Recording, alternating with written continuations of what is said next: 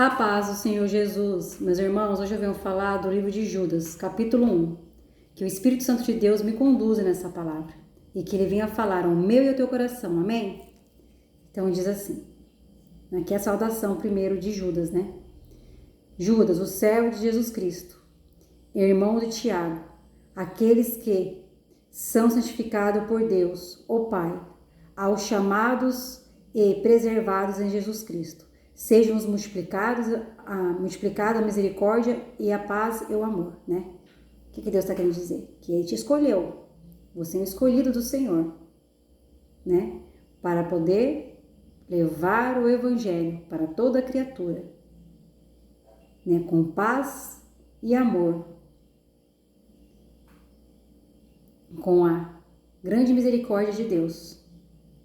E aqui diz, no versículo 3, amados, quando dediquei toda a diligência a escrever-vos acerca da salvação comum, tive a necessidade de escrever-vos, a exortar-vos, porquanto deveis seriamente batalhar pela fé, que uma vez foi entregue aos santos. Porque certos homens se introduziram com dissimulação, os quais antes estavam ordenados para esta condenação. Hoje, homens impiedosos que convertem a graça do nosso Deus em lascívia e negam o único Senhor Deus e o nosso Senhor Jesus Cristo. Mas quero, portanto, lembrar-vos, embora já sabeis disso, como o Senhor salvou o povo da terra do Egito e destruiu depois os que não creram. Meus irmãos, aqui o Senhor está nos exortando, né? Para a gente continuar perseverando na fé, na verdade.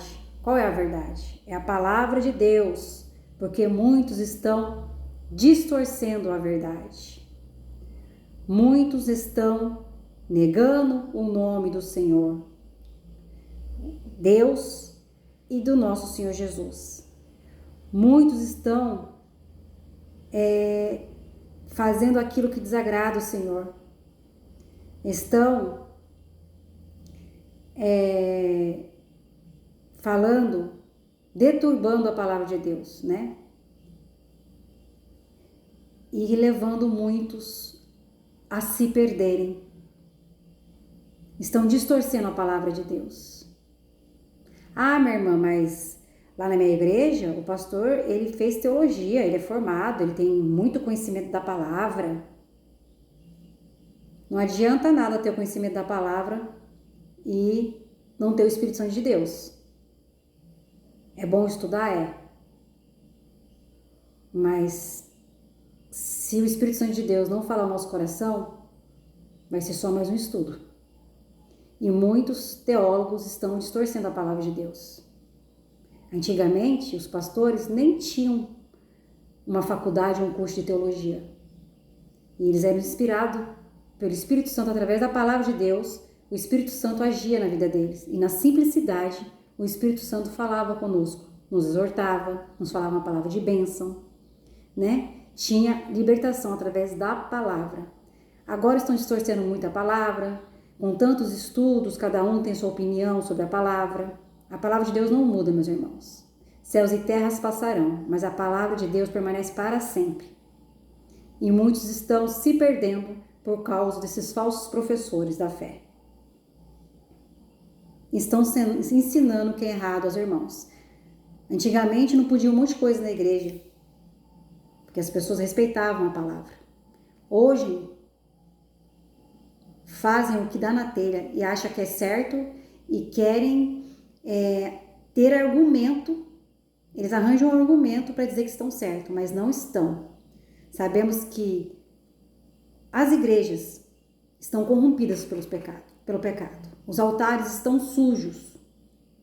Não estão pregando a verdade. Estou falando que são todas as igrejas? Não. Tem aqueles que temem o Senhor ainda, que pregam o verdadeiro evangelho. Mas a maioria estão corrompidos pelo pecado. Corrompidos pela podridão deste mundo. Estão levando um monte de gente até morte espiritual. As pessoas hoje sobem no púlpito não confronta mais o pecado através da palavra de Deus. Não exorta mais os irmãos. Agora é só prosperidade, Deus vai fazer, Deus vai dar. Você pode fazer o que você quiser, porque o preço foi pago na cruz e todos nós somos salvos pela graça. Então você pode sim continuar no seu pecado, não ter mudança, porque você vai ser salvo. Cuidado, porque Jesus morreu na cruz, venceu a morte, pagou o preço dos nossos pecados, mas só serão salvos, só serão alcançados pela graça aqueles que tiverem mudança de vida, aqueles que se arrependeram mesmo, aqueles que renunciam à sua própria vontade para viver a vontade de Deus, obediência. Não adianta passar pelas águas, falar que aceitou Jesus como Salvador e continuar a velha criatura. A porta do céu é estreita. São poucos que vão passar por ela. Muitos vão ficar para trás. Não vai entrar pela porta estreita, porque estão preferindo a porta larga, né? A porta da ilusão, a porta da perdição, a porta que leva à morte espiritual. E quando você fala da palavra de Deus, exortando,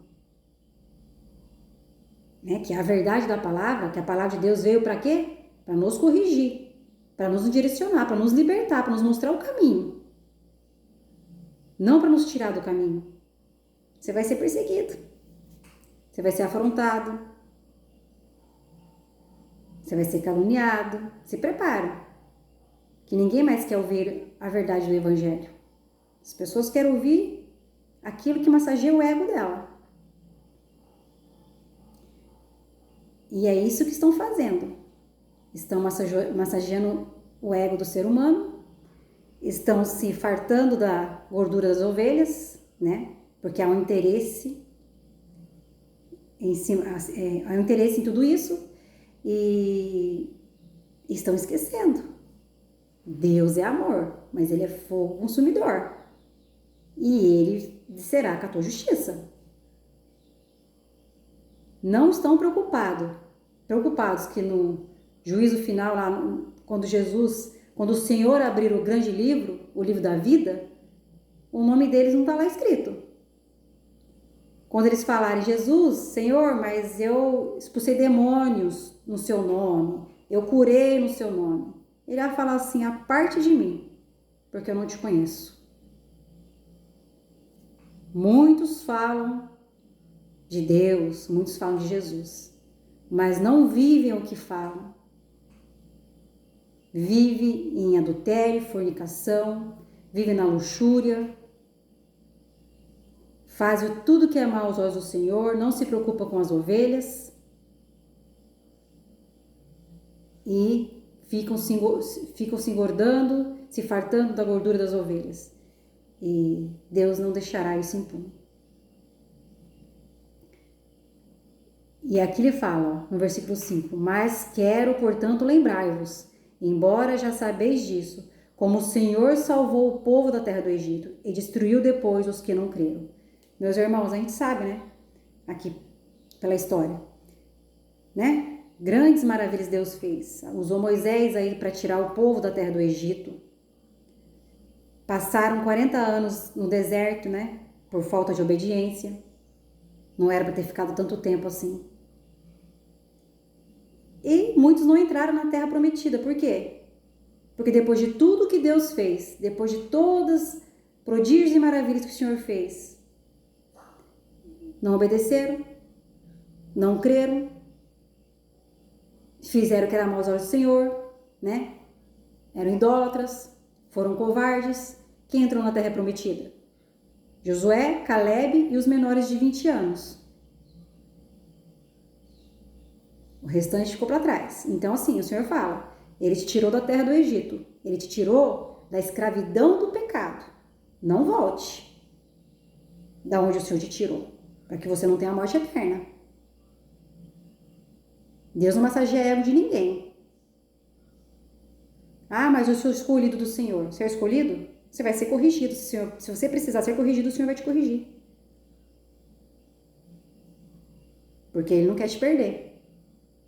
Então, meus irmãos, ore ao Senhor para te dar sabedoria, discernimento e para te livrar de falsos profetas, de falsas doutrinas que estão levando muitas vidas para a morte eterna. Porque tudo pode agora, porque Deus é amor. Deus é amor, mas Ele é fogo consumidor. Se não obedecer, se não vier mudança de vida, não vai entrar no reino de Deus.